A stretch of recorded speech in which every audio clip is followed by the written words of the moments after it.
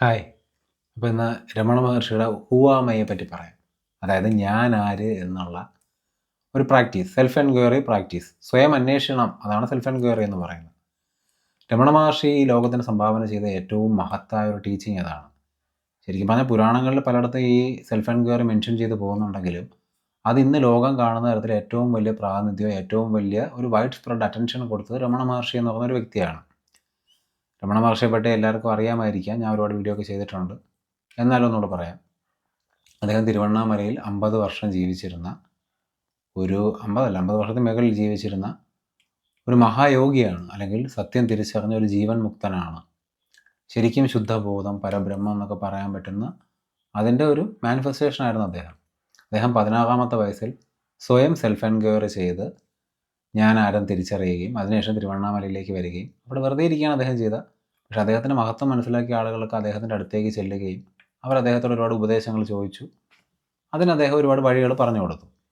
അതിൽ ഏറ്റവും പ്രധാനപ്പെട്ട ഒന്ന്, ഇപ്പം രമണ മഹർഷിയുടെ ഏറ്റവും പ്രൈം ടീച്ചിങ് ഇതാണെന്നൊരു തെറ്റിദ്ധാരണയുണ്ട്. പക്ഷെ അല്ല. എന്നിരുന്നാലും അദ്ദേഹത്തിനോട് എല്ലാവരും വന്ന് ചോദിക്കുക, അദ്ദേഹം ആദ്യം എല്ലാവരോടും പറയുന്നത് എന്താണെന്ന് അറിയാമോ? ഒരാൾ വന്നിട്ട് ഞാൻ എങ്ങനെ ബോധോദയം നേടാം, അല്ലെങ്കിൽ എനിക്ക് എങ്ങനെ പരബ്രഹ്മം അല്ലെങ്കിൽ അതാവാൻ പറ്റുമെന്ന് ചോദിച്ചു കഴിഞ്ഞാൽ അദ്ദേഹം ആദ്യം പറയുന്നത് നീ ഇപ്പം തന്നെ അതാണ്, അതായി തന്നെ ഇരിക്കൂ എന്ന് പറയും.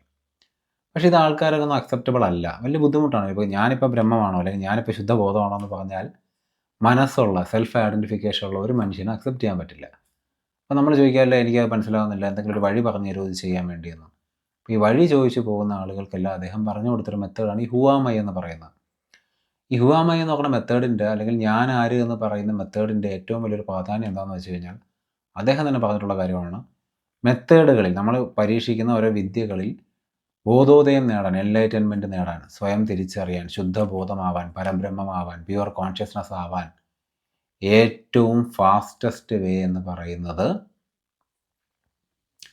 സെൽഫ് എൻക്വയറിയാണ്. അതായത് ഞാൻ ആര് എന്നുള്ള ആ ഒരു പ്രാക്ടീസാണ്.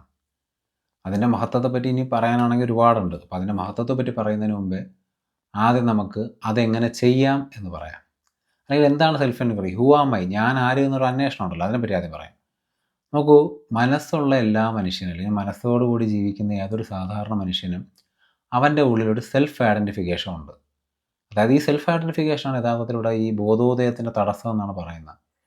അതായത് എൻ്റെ പേര് നിതിൻ എന്നാണ്, ഇതെൻ്റെ വീടാണ്, ഞാൻ ഇന്ന ആളുടെ മകനാണ്, ഞാൻ ഇതുവരെ പഠിച്ചിട്ടുണ്ട്, എനിക്ക് ഇന്ന ജോലിയുണ്ട്, ഇതെൻ്റെ ഡ്രസ്സാണ്, ഇതെൻ്റെ വീടാണ്. അങ്ങനെ ഒരുപാട് സെൽഫ് ഐഡൻറ്റിഫിക്കേഷൻ ഉള്ള നമ്മുടെ ഉള്ളിലിരിക്കുന്ന ഞാനെന്ന് പറയുന്ന ഒരു ഭാവം, അതൊരു ഇലൂഷനാണെന്നാണ് പറയുന്നത്. ആ ഭാവം ഒരു ഇലൂഷനാണ്. ആ ഭാവം ശരിക്കും എക്സിസ്റ്റ് ചെയ്യുന്നില്ല. പക്ഷെ അത് പറഞ്ഞാൽ നമുക്ക് മനസ്സിലാവും? ഒരിക്കലും മനസ്സിലാവില്ല. കാരണം നമുക്കതൊരു അനുഭവമുണ്ട്. ഞാനെന്നുണ്ടെന്ന് എനിക്കറിയാം. ഞാൻ വെച്ചാണ് ഞാൻ ഈ ലോകം മൊത്തം കാണുന്നത്. ഈ സെൽഫ് ഐഡൻറ്റിഫിക്കേഷനോടെയാണ് ഞാനൊരു മനുഷ്യനെ കാണുന്നത്. കണ്ട ഉടനെ ഞാൻ ജഡ്ജ് വരെ ചെയ്യുന്നുണ്ട്. അത് വേറെ കാര്യം. എനിവേ, ഈ ഒരു സെൽഫ് ഐഡൻറ്റിഫിക്കേഷൻ ഉണ്ട്.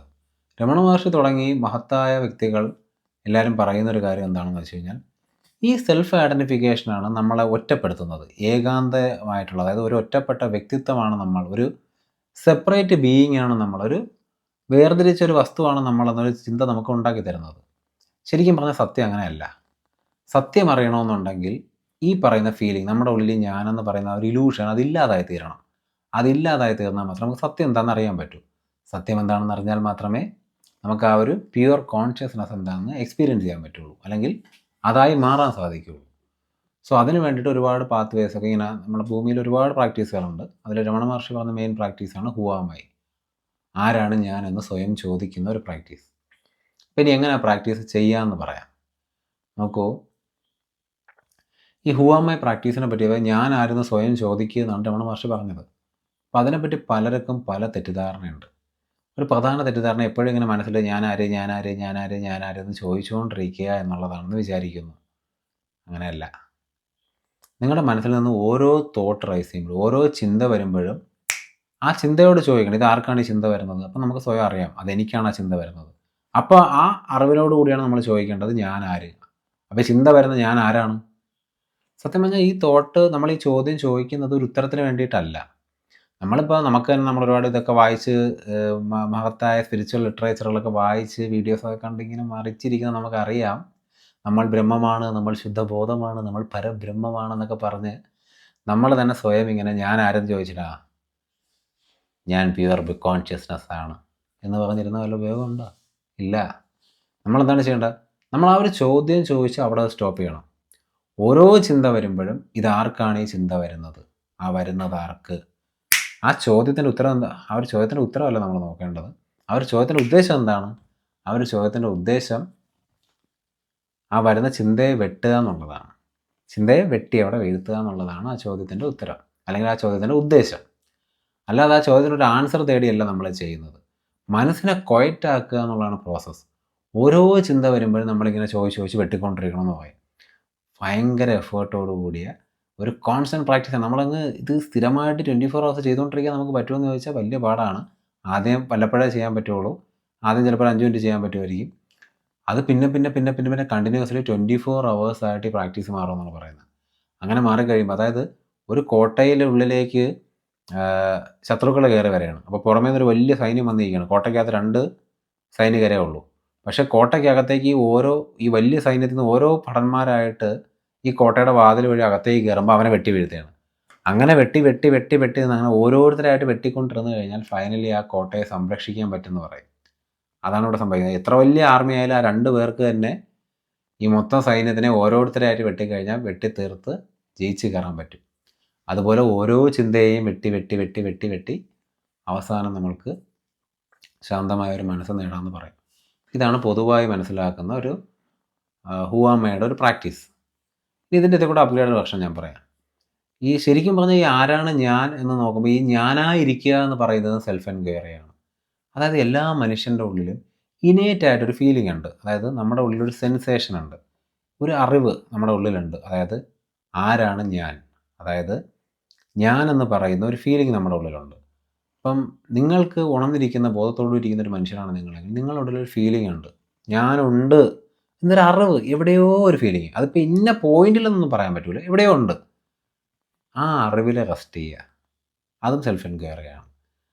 ആ ഞാനായിരിക്കുക എന്ന് പറയും. നിങ്ങളുടെ ഉള്ളിൽ എവിടെയാണോ ആ ഒരു ഫീലിംഗ് റൈസ് ചെയ്യുന്നത്, അതൊരു ഇന്ന പോയിന്റിലാണ് ആ ഫീലിംഗ് എന്ന് നോക്കണ്ട. കാരണം അങ്ങനെ പോയിന്റ് ഔട്ട് ചെയ്താൽ നമ്മൾ അപ്പോഴും ഒബ്ജക്റ്റിലേക്കാണ് പോകുന്നത്. ശരിക്കും സെൽഫ് എൻക്വയറിയുടെ ഉദ്ദേശം സബ്ജക്റ്റായിട്ട് ഇരിക്കുക എന്നുള്ളതാണ്. ഇപ്പം നോർമൽ മെഡിറ്റേഷൻ്റെ എല്ലാം നമ്മൾ ബ്രത്തിൽ അവെയർ ആവുന്നു, അവിടെ അവെയർ ആവുന്നു, ഇവിടെ അവെയർ ആവുന്നു, നമ്മളൊരു പൂവിൽ നോക്കിയിരിക്കുന്നു, നമ്മൾ ശ്വാസത്തിൽ നോക്കിയിരിക്കുന്നു. ശരിക്കും പറഞ്ഞാൽ നമ്മൾ ചെയ്യുന്നത് എന്താണ്? നമ്മൾ ഒരു ഒബ്ജക്റ്റിലാണ് നോക്കിയിരിക്കുന്നത്. ശരിക്കും പറഞ്ഞാൽ ഒബ്ജക്റ്റിൽ നോക്കിയിരുന്നുകൊണ്ട് വലിയ ഗുണമൊന്നുമില്ല. ഈ മൈൻഡ്ഫുൾനെസ് ഒക്കെ ചെയ്യുമ്പോൾ കിട്ടുന്ന ചില മെൻ്റൽ ബെനിഫിറ്റ്സുകളൊക്കെ കിട്ടുമായിരിക്കാം.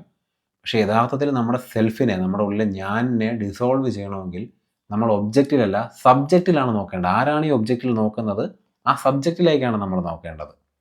അപ്പോൾ നമ്മൾ ആ സബ്ജക്റ്റിനെ അറിയണം. അപ്പോൾ ആ സബ്ജക്റ്റായിട്ട് നമ്മൾ ഇരിക്കണം. അതിനാണ് നമ്മുടെ ഉള്ളിൽ ഒരു ഞാനെന്ന് പറയുന്നൊരു ഫീലിംഗ്, ആ ഒരു അവെയർനെസ്, അതാണ് സബ്ജക്റ്റ് ശരിക്കും പറഞ്ഞത്. അപ്പോൾ ആ സബ്ജക്റ്റായിട്ട് റെസ്റ്റ് ചെയ്യുക. അപ്പം ഞാൻ ഈ സബ്ജക്റ്റാണ്, ഈ സബ്ജക്റ്റ് എൻ്റെ ശരീരത്തിൽ എവിടെയെങ്കിലും ഇരിക്കുന്നു, അങ്ങനെയൊക്കെ നമ്മൾ പോയിൻ്റ് ഔട്ട് ചെയ്യാൻ നോക്കിയാൽ നമ്മൾ വീണ്ടും ഒബ്ജക്റ്റിൽ ചെന്ന് വിടും. ഒബ്ജക്റ്റിൽ വീഴരുത്, സബ്ജക്റ്റായിട്ട് തന്നെ റെസ്റ്റ് ചെയ്യണം. അത് നിങ്ങൾക്ക് പറ്റും. നിങ്ങൾ ആദ്യം ട്രൈ ചെയ്ത് നോക്കുമ്പോഴത്തേക്ക് പയ്യെ അത് കയറി വരും. ഇനി വേറെ ഒരു പ്രാക്ടീസ്, ഇനി ഇത്തിരി കൂടെ സിമ്പിളായിട്ട് ഞാൻ പറഞ്ഞുതരാം. ഞാനിപ്പോൾ ഈ വീഡിയോ ചെയ്യുകയാണ്. അപ്പോൾ എനിക്ക് ക്യാമറ കാണാം, എനിക്ക് ചുറ്റുപാടും കാണാം, എനിക്ക് ചെറിയ ശബ്ദങ്ങളൊക്കെ കേൾക്കാം. ഇതാരാണ് ഈ കാണുന്നത്? ബേസിക്കലി എല്ലാവരും വിചാരിക്കും കണ്ണുകൊണ്ടാണ് കാണുന്നതെന്ന്. പക്ഷേ കണ്ണ് നമ്മുടെ നെർവ് വഴി റിസപ്റ്റേഴ്സ് എടുത്ത് ഇത് കറക്കി നേരെ ബ്രെയിനിൽ കൊണ്ടുപോവുകയാണ്. ബ്രെയിനാണ് ഇത് കൺവേർട്ട് ചെയ്ത് നമുക്ക് ഈ ഒരു വിഷ്വൽ ഇമേജ് തരുന്നത്. ശരിക്കും അവിടെ വേറൊരു എൻറ്റിറ്റി ഉണ്ട്.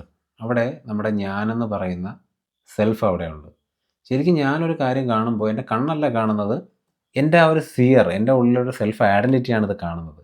ഞാനൊരു ശബ്ദം കേൾക്കുമ്പോൾ എൻ്റെ ഉള്ളിലൊരു ആ ഒരു സെൽഫ് ഐഡൻറ്റിറ്റിയാണ് ആ ശബ്ദം കേൾക്കുന്നത്. സോ ഈ സിയർ എന്ന് പറയുന്ന ആൾ, അതായത് ഈ കാഴ്ചക്കാരനാര് അല്ലെങ്കിൽ ഈ കേൾവിക്കാരനാര് നോക്കണം. ആ കേൾവിക്കാരനായി ഇരുന്ന് കഴിഞ്ഞാൽ, ആ സിയറായിട്ടിരുന്ന് കഴിഞ്ഞാൽ അത് തന്നെ ഒരു മഹത്തായ ഹുവാമേ പ്രാക്ടീസാണ്, സെൽഫ് എൻക്വയറി പ്രാക്ടീസാണ്. ഏറ്റവും ഈസി ഞാൻ പറഞ്ഞില്ല, ഏറ്റവും ഈസി നമ്മുടെ ഉള്ളിലെ ആ ഒരു സെൽഫ് ഞാനുണ്ട് എന്നുള്ളൊരു അറിവ്, ആ ഒരു ഫീലിംഗ്, ആ ഒരു ഫീലിങ്ങിൽ തന്നെ അവെയറായി റെസ്റ്റ് ചെയ്യുക. സത്യം പറഞ്ഞാൽ ഫീലിങ്ങിൽ അവെയർ ആവാൻ പറയുമ്പോൾ ആരാണ് ഈ അവെയർ ആവുന്നത്? എന്താണ് ആ അവെയർനെസ്? ആണ് ആ ഫീലിംഗ്.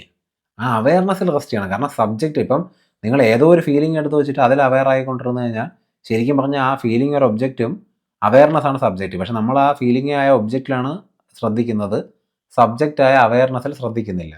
ശരിക്കും ആ അവെയർനെസ്സിലാണ് റെസ്റ്റ് ചെയ്യേണ്ടത്. അപ്പം ഞാനൊരു കാര്യം അറിയുമ്പോൾ ആ അറിയുന്നവൻ, ആ ഒരു അറിയുന്ന അറിവ്, ആ അറിവിൻ്റെ പ്രോഡക്റ്റ് അല്ല, ആ അറിയുന്നത് എന്തോ ആ അറിയുന്ന പ്രോസസ്സ് നടക്കുന്നത് എവിടെയാണോ അതിലാണ് റെസ്റ്റ് ചെയ്യേണ്ടത്.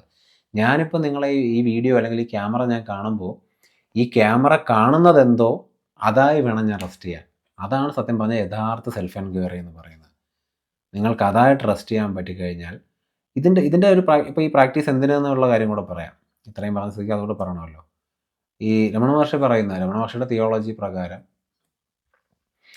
നമ്മുടെ ഉള്ളിൽ ഞാനെന്ന് പറയുന്ന ഒരു ഇത് റൈസ് ചെയ്യുകയാണ്. ഒരു ചിന്ത അല്ലെങ്കിൽ ഒരു ഇലൂഷൻ റൈസ് ചെയ്യുകയാണ്. പക്ഷേ ഇതിന് ഒറ്റപ്പെട്ട് നിൽക്കാൻ സാധിക്കില്ല. ഇതിനെന്തിനെങ്കിലും ലാച്ച് ഓൺ ചെയ്ത് മാത്രമേ നിൽക്കാൻ പറ്റുള്ളൂ. അതായത് എന്തെങ്കിലും ഒരു കാര്യത്തിൽ ഐഡൻറ്റിഫൈ ചെയ്ത് മാത്രമേ ഇതിന് നിൽക്കാൻ പറ്റുള്ളൂ. ഞാൻ പറഞ്ഞ പോലെ എൻ്റെ വീട്, എൻ്റെ പേര്, എൻ്റെ വീട്ടുകാർ, എൻ്റെ ഭാര്യ, എൻ്റെ കുഞ്ഞ്, എൻ്റെ വാച്ച്, എൻ്റെ കണ്ണാടി, എനിക്ക് വിശക്കുന്നു, ഞാൻ ഓർക്കുന്നു, ഞാൻ ആലോചിക്കുന്നു, എനിക്ക് വിഷമം വരുന്നു, ഞാൻ കരയുന്നു, എനിക്ക് ആഹാരം വേണം. മനസ്സിലായോ? അപ്പം ഈ ഞാനെന്ന് പറയുന്ന എൻറ്റിറ്റി ഒറ്റയ്ക്കല്ല നിൽക്കുന്നത്. ഇത് മറ്റ് പല കാര്യങ്ങളെ ലാച്ച് ഓൺ ചെയ്താണ് നിൽക്കുന്നത്. അതിനങ്ങനെ സർവൈവ് ചെയ്യാൻ പറ്റൂ.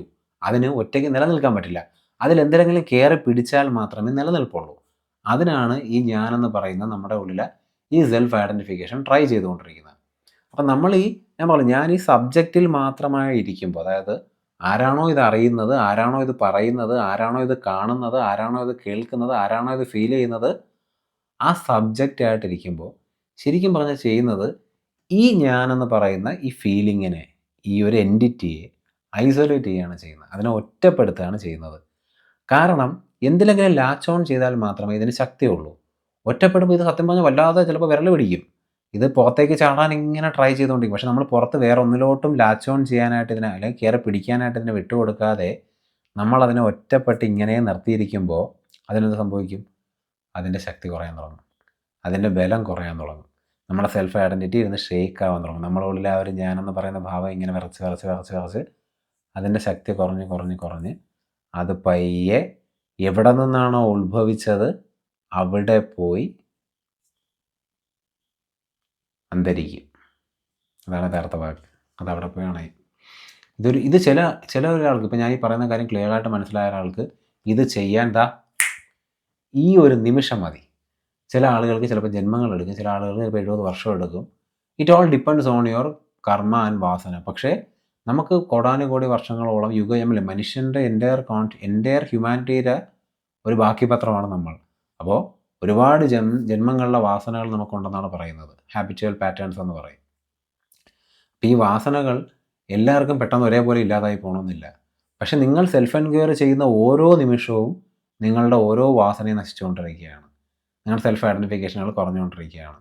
അപ്പോൾ നമ്മളത് എത്രത്തോളം ആക്യുറേറ്റ് ആയിട്ട്, എത്ര നേരെ, എത്ര ഇൻറ്റൻസ് ആയിട്ട്, എത്ര നല്ലപോലെ ചെയ്യുന്നുണ്ടോ അയാൾക്ക് ഇത് ചെയ്യുന്ന ഒരാൾക്ക് എന്തായാലും ബോധോദയം അല്ലെങ്കിൽ സെൽഫിനെ ഡിസോൾവ് ചെയ്ത് അതായി മാറാൻ സാധിക്കുമെന്നുള്ള കാര്യത്തിൽ യാതൊരു സംശയവും വേണ്ട. 100% ഇത് വർക്കാവും. 100%. പക്ഷെ അത് ചെയ്യാനുള്ള മനസ്സ് വേണം. ഇതിനൊരു വലിയ വൈരാഗ്യം വേണം. വൈരാഗ്യം എന്ന് പറഞ്ഞാൽ ഡിറ്റർമിനേഷൻ ഉള്ള ആൾക്ക് മാത്രം ചെയ്യാൻ സാധിക്കുന്ന ഒരു കാര്യമാണ്. ഞാൻ ഓൾറെഡി പറഞ്ഞല്ലോ, രമണ മഹർഷിയുടെ ആദ്യത്തെ ടീച്ചിങ് നിങ്ങളതാണ് അതായിരിക്കുക എന്ന് പറയും. അതൊരു സിമ്പിൾ കാര്യമല്ല. വാസനകളില്ലാത്ത ഒരാൾക്ക് മാത്രമേ ഒരു ഗുരുവിൻ്റെ വാക്ക് കേട്ടിട്ട് ഉടനെ അത് തിരിച്ചറിയാൻ സാധിക്കുകയുള്ളൂ. നമുക്കിപ്പോൾ അത് തിരിച്ചറിഞ്ഞു, ഇപ്പോൾ ഗുരു പറഞ്ഞു, അതുകൊണ്ട് ഞാൻ അങ്ങനെ ഇരിക്കാം എന്നങ്ങ് വിചാരിക്കാൻ പറ്റുമായിരിക്കും. ചിലപ്പോൾ ആ വിശ്വാസം കുറേ കാലം കഴിയുമ്പോൾ നമ്മുടെ വാസനകൾ ബേൺ ചെയ്യുമായിരിക്കും. പക്ഷേ ആ വിശ്വാസം പ്യുവർ ആണെങ്കിൽ. പക്ഷേ എത്ര പേർക്ക് അങ്ങനെ ഒരു വാക്ക് മാത്രം വിശ്വസിച്ചിരിക്കാൻ പറ്റും? 90% പേർക്ക് സാധിക്കില്ല. അതുകൊണ്ട് തന്നെ അവർക്ക് സെൽഫ് എൻക്വയറി പ്രാക്ടീസ് ആയിരിക്കും ഏറ്റവും കൂടുതൽ സ്വസ്ഥതയും സമാധാനവും യാഥാർത്ഥ്യത തിരിച്ചറിയാനുള്ള വഴിയും കൊടുക്കുന്നത്. ഈ ഒരു കാര്യം കൂടി, എന്താണ് ആയിത്തീരുന്നത്? അതായത് സെൽഫ് എൻക്വയറി ചെയ്ത് നമ്മൾ ഈ എന്ന് പറയുന്ന നമ്മുടെ ഉള്ളിൽ ഞാനെന്ന് പറയുന്ന ഭാവത്തിനെ ഡിസോൾവ് ചെയ്ത് കളഞ്ഞു. ഇനി എന്ത്? അപ്പോൾ എൻ്റെ ഉള്ളിൽ ഞാനില്ലാതായതുകൊണ്ട് ഞാനിങ്ങനെ മരിച്ച പോലെ, കോമയിലായ പോലെ, ഒരു വെജിറ്റബിൾ ആയിട്ട് അല്ലെങ്കിൽ ഒരു പച്ചക്കറി പോലെ ഇങ്ങനെ വെറുതെ ഇരിക്കൂ, ഒരു ശവം പോലെ ഇരിക്കൂ എന്ന് പലർക്കും ഒരു കൺഫ്യൂഷനുണ്ട്. ഒരിക്കലുമല്ല. നിങ്ങളുടെ യാഥാർത്ഥ്യം തിരിച്ചറിയുന്ന ഒരു മൂമെൻ്റാണത്. ആ മൂമെൻറ്റിൽ നിങ്ങൾ എന്താണോ അതായി മാറും. നിങ്ങൾ ശുദ്ധമായ ബോധമായി മാറും. പിന്നെ നിങ്ങൾക്ക് ഒരു സംശയവും ലോകത്തിലുണ്ടാവില്ല, ഒരു വിഷമവും ഈ ലോകത്തിലുണ്ടാവില്ല. നിങ്ങൾക്ക് തിരിച്ചറിയാനുള്ള നിങ്ങളുടെ ഈ കോൺഷ്യസ്നെസ്സിൻ്റെ സീക്രട്ടുകളെല്ലാം നിങ്ങൾക്ക് റിവീലായി കഴിയും. ശുദ്ധമായ ബോധാവസ്ഥയിൽ എല്ലാത്തിനുള്ള ഉത്തരവുണ്ട്. എല്ലാം അറിയുകയും ചെയ്യാം. പിന്നെ അത് എന്താണ്, എങ്ങനെയാണ്, അതൊന്ന് എക്സ്പ്ലെയിനബിൾ അല്ല. കാരണം മനസ്സുള്ളൊരു മനുഷ്യന് അത് തിരിച്ചറിയാൻ സാധിക്കില്ല. മനസ്സ് ഡിസോൾവായി. ഞാനെന്ന് പറയുന്ന ഭാവം ആണ് ആദ്യത്തെ ചിന്ത. ആ ആദ്യത്തെ ചിന്ത ഒരുപാട് ചിന്തകളിൽ ലാച്ച് ഓൺ ചെയ്യുമ്പോൾ ഈ ചിന്തകളുടെ കൂട്ടായ്മയാണ് മനസ്സെന്ന് പറയുന്നത്. ഞാൻ പൂർണ്ണമായി ലയിച്ച് കഴിയുമ്പോൾ പിന്നെ മനസ്സില്ല. അപ്പോൾ മനസ്സില്ലാത്തൊരു സ്റ്റേറ്റ്, അതായത് മനസ്സ് ടൈമിനും സ്പേസിനും ഉള്ളിൽ നിൽക്കുന്ന ഒരു സാധനമാണ്. ഇതിന് പുറത്താണ് യാഥാർത്ഥ്യം. സോ മനസ്സ് ഡിസോൾവ് ആയി കഴിഞ്ഞാൽ ടൈമിനും സ്പേസിനും പുറത്തേക്ക് നിങ്ങൾക്ക് പോയി. അപ്പം നിങ്ങൾക്കത് അറിയാൻ സാധിക്കുമായിരിക്കാം. പക്ഷേ അതെന്താണെന്ന് പറയാനോ എക്സ്പ്ലെയിൻ ചെയ്യാനോ ഒന്നും സാധിക്കില്ല. ശരിക്കും നിങ്ങൾ അതാണ് എന്നേ പറയാൻ പറ്റൂ. നിങ്ങൾ അതെന്താണെന്ന് അറിഞ്ഞു എന്ന് പറയാൻ പറ്റില്ല. കാരണം നിങ്ങളപ്പോൾ അവിടെ ഇല്ല. നിങ്ങളുടെ ഈ ഞാനെന്ന് പറയുന്ന ഒരു ഇൻഡിവിജ്വൽ, ഒരു കുഞ്ഞ് അഹങ്കാരമുള്ള ഈഗോ അല്ലെങ്കിൽ ആ ഭാവം പൂർണ്ണമായി ഡിസോൾവ് ആയി കഴിഞ്ഞു. പിന്നെ അവിടെ ഞാനെന്നുള്ളൊരു വ്യക്തിയില്ല. പിന്നെ അതെന്താണോ അത് മാത്രമേ ഉള്ളൂ. അതാണ് യാഥാർത്ഥ്യം. ഓക്കെ. അപ്പോൾ അപ്പം ഞാൻ പറഞ്ഞല്ലോ, ഇത് നമ്മുടെ പിന്നെ അപ്പം ഇത് ചെയ്ത് കഴിഞ്ഞാൽ ഉടനെ മരിച്ചു പോകുന്നൊരു പേടി, അത് പലർക്കും ഉള്ളൊരു കാര്യമാണ്. അല്ലെങ്കിൽ നമ്മൾ മോക്ഷം കിട്ടി, അയ്യോ ഇനി നമ്മൾ ശരീരത്തിൽ നിന്ന് ഇറങ്ങി ഓടി കളയൂ എന്നൊരു പേടിയുണ്ട് പലർക്കും. സത്യമായി നിങ്ങളത് അറിഞ്ഞു കഴിഞ്ഞാൽ പിന്നെ നിങ്ങൾക്ക് ഒരു പേടിയും ഒരു കാലത്തും ഉണ്ടാവില്ല. പിന്നെ ഇതെന്തെങ്കിലും മോശപ്പെട്ട കാര്യമാണ്, എൻ്റെ സെൽഫ് ഐഡൻറ്റിറ്റി പോയാൽ ഞാൻ എന്തോ ആയി പോകും എന്നുള്ള പേടിയുടെ കാര്യം ഞാൻ ഓൾറെഡി പറഞ്ഞല്ലോ. അതും പേടിക്കേണ്ട കാര്യമില്ല. കാരണം ഈ സെൽഫ് എൻക്വയറി പ്രാക്ടീസ് ചെയ്ത ആളുകൾക്ക് ആർക്കും ഇതുവരെ ഒരു നഷ്ടം ഉണ്ടായിട്ടില്ല. അവരാരും ഇത് ചെയ്തത് മോശമായി പോയി എന്ന് പറഞ്ഞിട്ടില്ല. സെൽഫ് ഡിസോൾവ് ആയതുകൊണ്ട് മഹാ സുഖാവസ്ഥ, ബ്രഹ്മാവസ്ഥ, സച്ചിത്താനന്ദമല്ലാതെ മറ്റൊന്നും ഉണ്ടായതായിട്ട് ആരും ഇതുവരെ പറഞ്ഞിട്ടില്ല. സോ നിങ്ങൾക്ക് അതിൽ നിന്ന് തന്നെ ഒരു മോട്ടിവേഷൻ എടുക്കാൻ സാധിക്കും. ഇനി അതിന് പുറമേ തന്നെ നിങ്ങൾ മനസ്സിലാക്കേണ്ട ഒരു കാര്യം, ഈ ശരീരം ഇവിടെ നമ്മൾ മോക്ഷം, നമ്മൾ ഈ പറഞ്ഞത് നമ്മുടെ ഈ അയ്യ ഡിസോൾവ് ചെയ്ത് കഴിഞ്ഞാൽ ശരീരത്തിന് കുറേ കർമ്മങ്ങളുണ്ട്. ആ കർമ്മത്തിനും കൂടെ കടന്നു പോയി കഴിഞ്ഞാൽ ശരീരം ഇത് മണ്ണിലേക്ക് അലിഞ്ഞു ചേരും, അല്ലെങ്കിൽ ശരീരവും ഇല്ലാതായി കഴിയും. പക്ഷേ അത് നമ്മളെ ഈ ഞാനെന്ന് പറയുന്ന വ്യക്തിയെ അല്ലെങ്കിൽ നിങ്ങളുടെ ഈ സെൽഫ് ഇൻഡിവിജ്വൽ ഐഡൻറ്റിറ്റി ബാധിക്കുന്ന കാര്യമില്ല. കാരണം അത് ഡിസോൾവ് ആയിപ്പോയി, അതവിടെ ഇല്ല. അത് തന്നെയാണ് കാരണം. സോ ഈ പ്രാക്ടീസ് ട്രൈ ചെയ്ത് നോക്കുക. ഈ പ്രാക്ടീസ് ട്രൈ ചെയ്യുമ്പോഴത്തേക്ക് രണ്ട് കാര്യങ്ങളെ സംഭവിക്കൂ. ഒന്നുകിൽ നിങ്ങൾക്ക് ബോധോദയം ഉണ്ടാവും. ഉണ്ടായില്ലെങ്കിൽ ഇതിന് വേറൊരു സൈഡ് എഫക്റ്റ് മാത്രമേ ഉള്ളൂ. ആ സൈഡ് എഫക്റ്റ് സംഭവിക്കും. ആ സൈഡ് എഫക്റ്റ് വേറൊന്നുമല്ല, നിങ്ങളുടെ മനസ്സ് വളരെ ശാന്തമായിട്ട് മാറും. ഞാൻ പറഞ്ഞല്ലോ, ഒന്നുകിൽ ബോധോദയം അല്ലെങ്കിൽ ശാന്തമായ മനസ്സ്. ഇതിൽ രണ്ടിൽ ഏതെങ്കിലും ഒന്ന് മാത്രമേ സെൽഫ് എൻക്വയറിയുടെ റിസൾട്ടായിട്ട് സംഭവിക്കുകയുള്ളൂ. ഓക്കെ, നിങ്ങൾക്കിത് ക്ലിയറായി മനസ്സിലാക്കി തരാൻ ഞാൻ മാക്സിമം ശ്രമിച്ചിട്ടുണ്ട്. ആയി എന്നാണ് എൻ്റെ വിശ്വാസം. ആയില്ലെങ്കിൽ നമുക്കിതിനെപ്പറ്റി പിന്നെ സംസാരിക്കാം. Okay, thank you.